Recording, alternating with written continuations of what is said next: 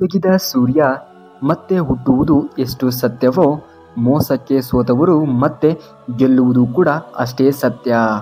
ಗೌರವ ಕೊಟ್ಟು ಮಾತನಾಡುತ್ತಾರೆ ಎಂದ ಮಾತ್ರಕ್ಕೆ ಅವರುಗಳು ಹೇಡಿಗಳು ಅಲ್ಲ. ಕೆಟ್ಟವರ ಕೆಟ್ಟತನದ ಮಾತುಗಳಿಂದ ಅಲ್ಪ ಸ್ವಲ್ಪ ನಾಶವಾಗಬಹುದು. ಕೆಲವರ ಮೌನದ ಹಿಂದೆ ಮಹಾವಿನಾಶದ ಕಾದಿರುತ್ತದೆ. ನೆನಪಿರಲಿ, ಇತರರ ಏಳಿಗೆಯನ್ನು ಕಂಡು ಅಸೂಯೆಯನ್ನು ಪಡಬೇಡ. ಇವುಗಳಿಂದ ನೋವುಗಳೇ ಹೊರತು ಸಂತೋಷ ಎಂದಿಗೂ ಕೂಡ ಸಿಗುವುದಿಲ್ಲ. ಸಾಧ್ಯವಾದರೆ ಪ್ರೀತಿ ಹಂಚು.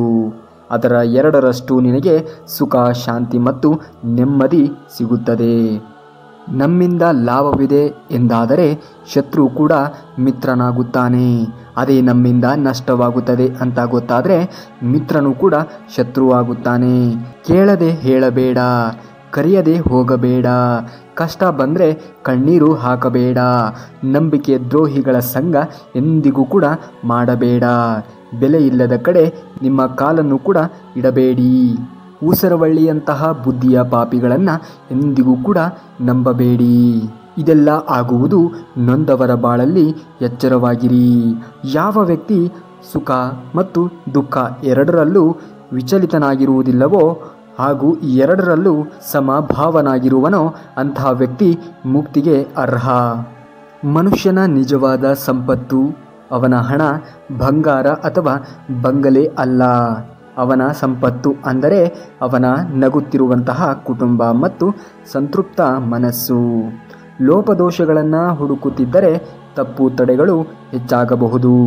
ಒಳ್ಳೆಯದರ ಬಗ್ಗೆ ಚಿಂತಿಸಿ, ಒಳ್ಳೆಯದೇ ಆಗುತ್ತದೆ. ಭಯವನ್ನು ಒಮ್ಮೆಯೂ ಎದುರಿಸಲಾಗದೆ ಹೋದರೆ ಜೀವನವಿಡೀ ಓಡುತ್ತಲೇ ಇರಬೇಕಾಗುತ್ತದೆ. ವಾದ ಆ ಸಂದರ್ಭಗಳಲ್ಲಿ ಗೆಲ್ಲುತ್ತವೆ, ವ್ಯಕ್ತಿತ್ವವನ್ನು ಕಳೆದುಕೊಳ್ಳುತ್ತವೆ. ತಾಳ್ಮೆ ಆ ಒಂದು ಸಂದರ್ಭಗಳಲ್ಲಿ ಸೋತರೂ ಕೂಡ ವ್ಯಕ್ತಿತ್ವವನ್ನು ಗೆಲ್ಲಿಸುತ್ತದೆ. ಕಾಲುಗಳನ್ನು ಒದ್ದೆ ಮಾಡಿಕೊಳ್ಳದೆ ಸಮುದ್ರವನ್ನು ದಾಟಬಹುದು, ಆದರೆ ಕಣ್ಣೀರನ್ನು ಒದ್ದೆ ಮಾಡಿಕೊಳ್ಳದೆ ಜೀವನವನ್ನು ಸಾಗಿಸಲು ಸಾಧ್ಯವೇ ಇಲ್ಲ. ಜ್ಞಾನಿಯನ್ನು ಹಿಂಸಿಸಬೇಡ, ಸಿರಿವಂತನ ಹಿಂಬಾಲಿಸಬೇಡ, ಬಡತನ ಬಂದಾಗ ಅಂಜಬೇಡ. ಜ್ಞಾನ ಹೊಂದಿದ್ದರೆ ಜಯ ನಿನ್ನದೇ. ಏನೋ ಒಂದು ಆಗಿದೆ ಅಂದರೆ ಅದಕ್ಕೆ ಏನೋ ಒಂದು ಕಾರಣ ಇದ್ದೇ ಇರುತ್ತದೆ. ಆಗುವುದೆಲ್ಲ ಒಳ್ಳೆಯದಕ್ಕೆ. ಯಾವುದು ನಿನ್ನ ಭಾಗ್ಯದಲ್ಲಿ ಇದೆಯೋ ಅದು ನಿನಗೆ ಸಿಕ್ಕೇ ಸಿಗುತ್ತದೆ. ಯಾವುದು ನಿನ್ನದಲ್ಲವೋ ಅದು ನೀವೆಷ್ಟೇ ಪ್ರಯತ್ನಿಸಿದರೂ ಕೂಡ ಸಿಗಲಾರದು. ಚಿಂತೆ ಬಿಡು. ಜೀವನದಲ್ಲಿ ಬರುವುದೆಲ್ಲವನ್ನ ಬಂದಂತೆ ಸ್ವೀಕರಿಸು. ಭಯಪಟ್ಟು ಕುಳಿತುಕೊಂಡರೆ ಬದುಕುವುದು ಅಸಾಧ್ಯ. ತಪ್ಪೋ ಸರಿಯೋ ಹೆಜ್ಜೆಯನ್ನು ಹಾಕಿ ನೋಡು. ಗೆದ್ದರೆ ಮುಂದಕ್ಕೆ ನಡೆಯುತ್ತದೆ, ಸೋತರೆ ಮುಂದೆ ಹೇಗೆ ನಡೆಯಬೇಕು ಎನ್ನುವುದನ್ನು ಕಲಿಸುತ್ತದೆ. ಜನಿಸಿದಾಗ ಎತ್ತಿಕೊಳ್ಳಬೇಕು, ನಿನ್ನ ಮರಣ ಹೊಂದಿದಾಗಲೂ ಕೂಡ ಎತ್ತಿಕೊಳ್ಳಬೇಕು. ನಿನ್ನ ಮಧ್ಯೆ ಸ್ವಲ್ಪ ನಡೆದಾಡುತ್ತೀಯಾ ಎನ್ನುವ ಕಾರಣಕ್ಕೆ ಅಹಂಕಾರ ಏಕೆ ಮಾನವ? ಸತ್ಯ ಅಸತ್ಯದ ವಿರುದ್ಧ ಹೋರಾಟ ನಡೆದಾಗಲೆಲ್ಲ ಸತ್ಯ ಒಂಟಿಯಾಗಿಯೇ ನಿಲ್ಲುತ್ತದೆ.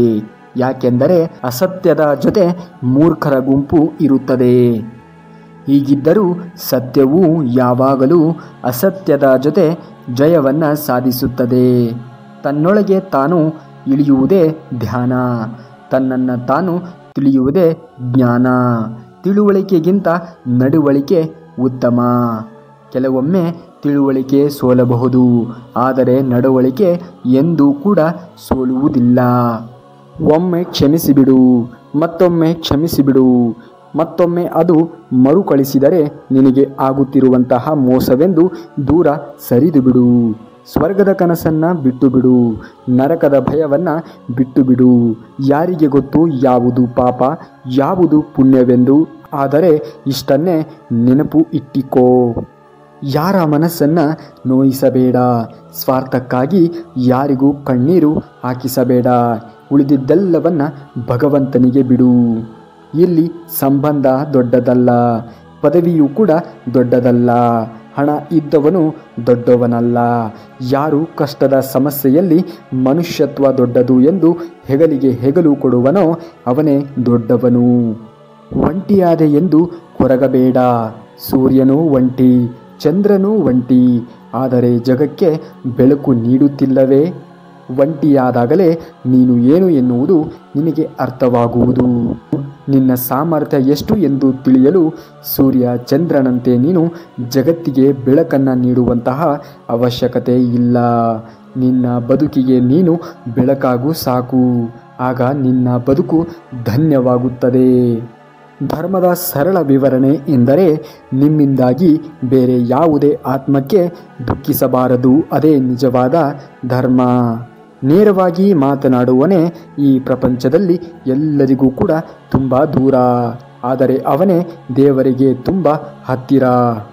ಮಕ್ಕಳಿಗೆ ಸರಿಯಾದ ಸಮಯಕ್ಕೆ ಊಟ ನೀಡದಿದ್ದರೆ ಸ್ವಲ್ಪ ಸಮಯ ಅಳಬಹುದು, ಆದರೆ ಸರಿಯಾದ ಸಮಯಕ್ಕೆ ಸಂಸ್ಕಾರವನ್ನು ನೀಡದಿದ್ದರೆ ಜೀವನ ಪೂರ್ತಿ ಅಳುತ್ತಾರೆ.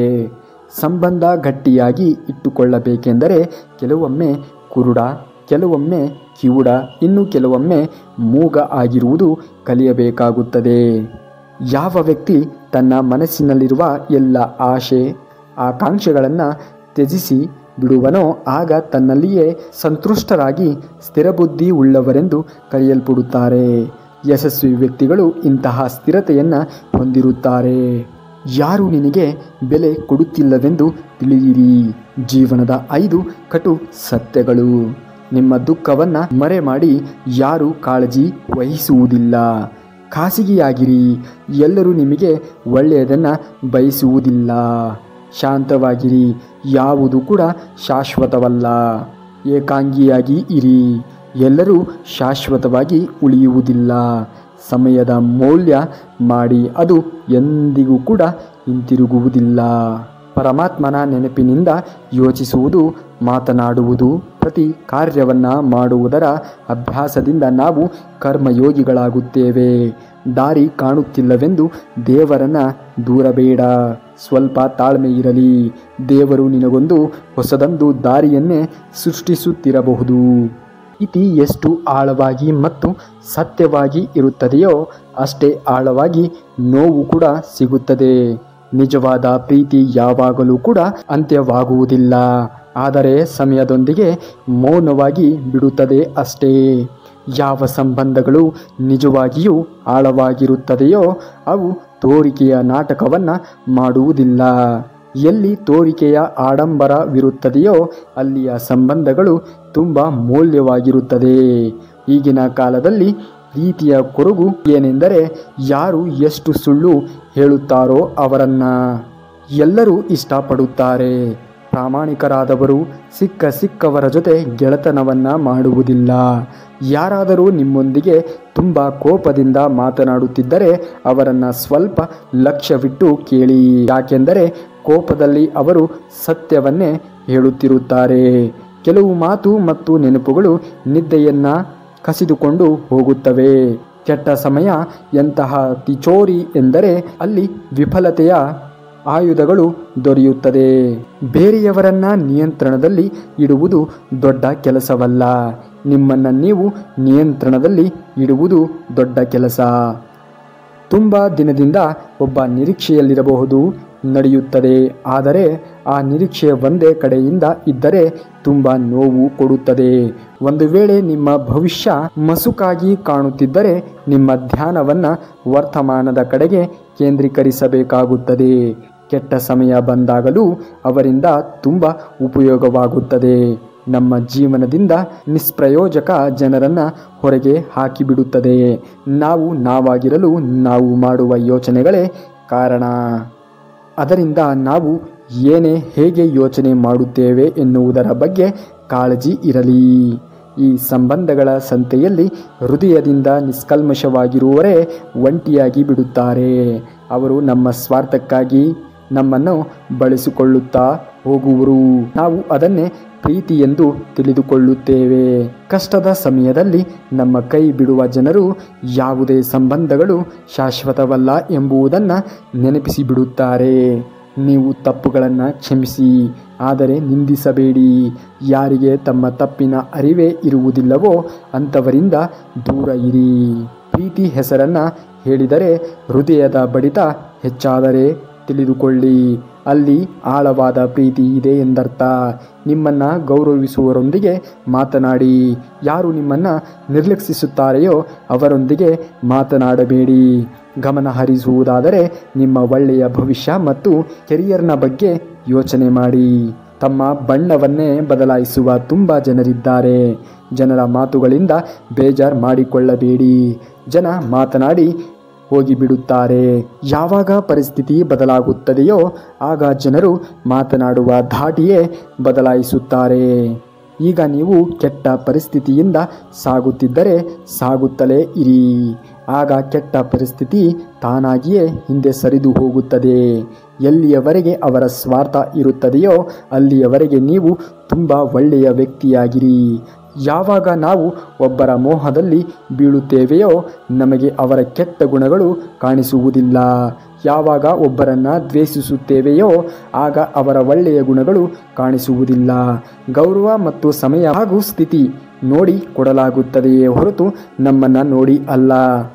ನಾಟಕದ ಸಂಬಂಧಗಳಿಗಿಂತ ಒಂಟಿತನ ಎಷ್ಟೋ ಒಳ್ಳೆಯದು ಎನಿಸುತ್ತದೆ. ಯಾರ ಮೇಲೂ ತುಂಬ ಅವಲಂಬಿತವರಾಗಬೇಡಿ. ಇಲ್ಲ ಅಂದರೆ ನೀವು ಆ ಕಡೆಗೂ ಇಲ್ಲ ಈ ಕಡೆಗೂ ಇಲ್ಲ ಎಂಬ ಪರಿಸ್ಥಿತಿಯಲ್ಲಿ ಸಾಗುತ್ತೀರಿ. ನಿರೀಕ್ಷೆಗಳು ನೋವು ಕೊಡುತ್ತವೆ. ಆದರೂ ಏನೋ ಗೊತ್ತಿಲ್ಲ, ಜನರಿಂದ ನಿರೀಕ್ಷೆಯನ್ನೇ ಮಾಡುತ್ತಾ ಇರುತ್ತೇವೆ. ಎಲ್ಲಿ ನಮಗೆ ಮನಸ್ಸಿಲ್ಲವೋ ಅಲ್ಲಿ ಒತ್ತಾಯಪೂರ್ವಕವಾಗಿ ಮಾತನಾಡಲು ನಮಗೆ ಇಷ್ಟವಿಲ್ಲ ಅಷ್ಟೇ. ಆದರೆ ನಾವು ಅಹಂಕಾರಿಯಾಗಿ ಮಾತ್ರವಲ್ಲ, ಕಾಳಜಿ ಮಾಡದೇ ಇರುವುದೇ ಒಳ್ಳೆಯದು ಎನಿಸುತ್ತದೆ. ಯಾಕೆಂದರೆ ನಮ್ಮನ್ನು ತುಂಬ ಚೀಪಾಗಿ ನೋಡುತ್ತಾರೆ.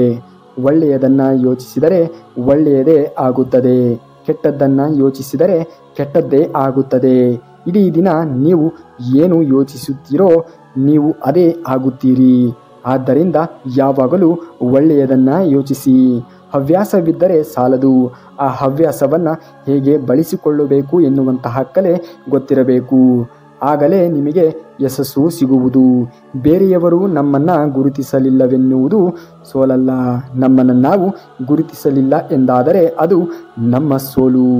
ಕೆಲವೊಮ್ಮೆ ಸೇಡು ತೀರಿಸಿಕೊಳ್ಳುವುದಕ್ಕಿಂತ ನಮ್ಮನ್ನು ನಾವು ಬದಲಾಯಿಸಿಕೊಳ್ಳುವುದು ಒಳ್ಳೆಯದು. ನಾವು ಜಗತ್ತನ್ನೇ ಮರೆತು ಒಬ್ಬರ ಹಿಂದೆ ಮಾತನಾಡಲು ಪ್ರಯತ್ನಿಸುತ್ತಿರುವಾಗ ಆ ವ್ಯಕ್ತಿಯು ನಮ್ಮನ್ನು ಇಗ್ನೋರ್ ಮಾಡುತ್ತಾರಲ್ಲ, ಅದಕ್ಕಿಂತ ದೊಡ್ಡ ನೋವು ಮತ್ತೊಂದಿಲ್ಲ. ಕಷ್ಟದ ಸಮಯದಲ್ಲಿ ನೀವು ಆರಾಮಾಗಿ ಇದ್ದರೆ ಮುಂದೆ ಅದು ಮತ್ತಷ್ಟು ಕಷ್ಟಗಳನ್ನು ಎದುರಿಸಬೇಕಾಗುತ್ತದೆ. ಕಡಿಮೆ ಸಂಬಂಧಗಳನ್ನು ಮಾಡಿ, ಆದರೆ ಹೃದಯದಿಂದ ನಿಭಾಯಿಸಿ. ಯಾಕೆಂದರೆ ಜನ ಉತ್ತಮವಾದದ್ದನ್ನೇ ಹುಡುಕುವ ಭರದಲ್ಲಿ ಅತ್ಯುತ್ತಮವಾದದ್ದನ್ನೇ ಕಳೆದುಕೊಳ್ಳುತ್ತಾರೆ. ಕೆಟ್ಟ ಸಮಯದಲ್ಲಿ ಯಾರು ನಿಮ್ಮ ಜೊತೆ ಇರಲು ಬಿಡುತ್ತಾರೆಯೋ ತಿಳಿದುಕೊಂಡು ಬಿಡಿ, ಅವರು ಯಾವತ್ತೂ ಕೂಡ ನಿಮ್ಮವರು ಆಗಿರುವುದಿಲ್ಲವೆಂದು. ಸಂಬಂಧಗಳು ಎಷ್ಟೇ ಬಿಗಡಾಯಿಸಿದರೂ ಸರಿಪಡಿಸಿಕೊಳ್ಳಬೇಕು ಎನ್ನುವಂತಹ ಮನಸ್ಥಿತಿ ಇದ್ದರೆ ಎಲ್ಲವೂ ಕೂಡ ಸರಿ ಹೋಗುತ್ತದೆ. ನೆನಪಿಡಿ, ಯಾರು ನಿಮ್ಮನ್ನು ಅಳಿಸುತ್ತಾರೆಯೋ ಅವರು ನಿಮ್ಮನ್ನು ಒಂದು ದಿನ ಮರೆತು ಬಿಡಬಹುದು. ಎಲ್ಲ ಸಂಬಂಧಗಳಲ್ಲಿ ಜಗಳವೇ ಆಗಬೇಕೆಂದಿಲ್ಲ. ಕೆಲವು ಸಂಬಂಧಗಳು ಸಂತೋಷವಾಗಿರಲು ಅವುಗಳಿಂದ ನಾವು ದೂರವಾಗಬೇಕಾಗುತ್ತದೆ. ಯಾರು ಹೃದಯದಿಂದ ಸತ್ಯವಾಗಿರುತ್ತಾರೆಯೋ ಅವರು ದಿನಾಲೂ ಜಗಳವಾಡಬಹುದು, ಆದರೆ ನಿಮ್ಮನ್ನು ಬಿಟ್ಟು ಮಾತ್ರ ಎಂದಿಗೂ ಹೋಗುವುದಿಲ್ಲ. ನೀವು ಅವರೊಂದಿಗಾದರೂ ತುಂಬ ಸಮಯದಿಂದ ಮಾತನಾಡದಿದ್ದರೂ ಅವರು ನಿಮ್ಮ ಮನಸ್ಸಿನಲ್ಲಿ ಮತ್ತು ನಿಮ್ಮ ಯೋಚನೆಯಲ್ಲಿ ಆಗಾಗ ಬರುತ್ತಾರೆ ಎಂದರೆ ಅದರ ಅರ್ಥ ನೀವು ಅವರನ್ನು ತುಂಬ ಮಿಸ್ ಮಾಡಿಕೊಳ್ಳುತ್ತಿದ್ದೀರಿ ಎಂದರ್ಥ. ನೀವು ಅವರನ್ನು ಹೆಚ್ಚು ಪ್ರೀತಿಸುತ್ತೀರಿ ಎಂದರ್ಥ. ಇನ್ನು ಇದೇ ರೀತಿಯಾಗಿರುವಂತಹ ಮಾಹಿತಿಗಳಿಗಾಗಿ ತಪ್ಪದೇ ನಮ್ಮ ಚಾನಲ್ನ ಸಬ್ಸ್ಕ್ರೈಬ್ ಮಾಡಿಕೊಳ್ಳಿ ಹಾಗೂ ಈ ವಿಡಿಯೋಗೆ ಒಂದು ಲೈಕನ್ನು ಮಾಡಿ. ಮುಂದಿನ ವಿಡಿಯೋದಲ್ಲಿ ಸಿಗುವವರೆಗೂ ಧನ್ಯವಾದ. ಕರುನಾಡಿಗೆ.